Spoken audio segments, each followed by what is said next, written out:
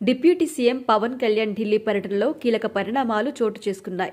ప్రధాని మోదీతో సహా పలువురు కేంద్ర మంత్రులతో పవన్ కళ్యాణ్ సమావేశమయ్యారు. బీజేపీ నేతలతోనూ సమావేశం నిర్వహించారు. ఇదే సమయంలో ఏపీ రాజకీయాలపైన చర్చలు కూడా నడుస్తున్నాయి. ఏపీలో ఖాళీ అయిన 3 రాజ్యసభ స్థానాలపైన చర్చకొచ్చింది. కూటమి పార్టీల సర్దుబాటులో భాగంగా నాగబాబుకు సీటు కష్టంగా మారుతున్న వేళ పవన్ నేరుగా ఢిల్లీ నేతలతో చర్చించారు.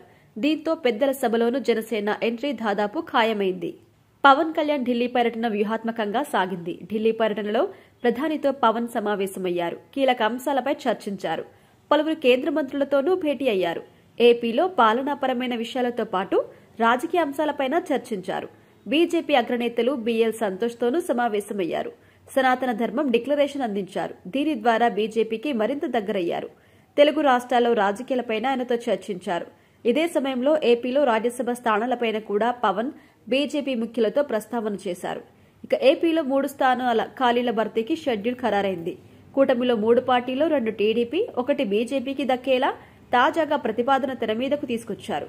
వైసీపీకి రాజీనామా చేసి టీడీపీలో చేరిన బీదా మస్తాన్ రావు తిరిగి సీటు ఖాయం చేశారు. దీంతో మిగిలిన 2 సీట్లలో 1 టీడీపీ, మరొకటి బీజేపీకి వెళ్లేలా చర్చలు జరిగాయి. దీంతో ఢిల్లీలో పవన్ ఇదే అంశాన్ని బీజేపీ ముఖ్యుల వద్ద ప్రస్తావించారు.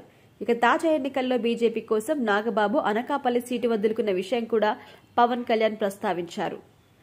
ఇక ఈ ఎన్నికల్లో టీడీపీకి 2 సీట్లపైన హామీ ఉండడంతో 3వ సీటు జనసేనకు ఇవ్వాలని ప్రతిపాదించారు.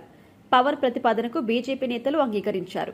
దీంతో నాగబాబు రాజ్యసభకు ఎంపిక దాదాపు ఖాయమైంది. టీడీపీ నుంచి బీదా మస్తాన్ రావుతో పాటుగా గల్లా జయదేవ్ లేదా కుమ్మంపాటి రామ్మోహన్ రావు, సానా సతీష్లలో ఇద్దరు ఎంపికయ్యే అవకాశం ఉంది.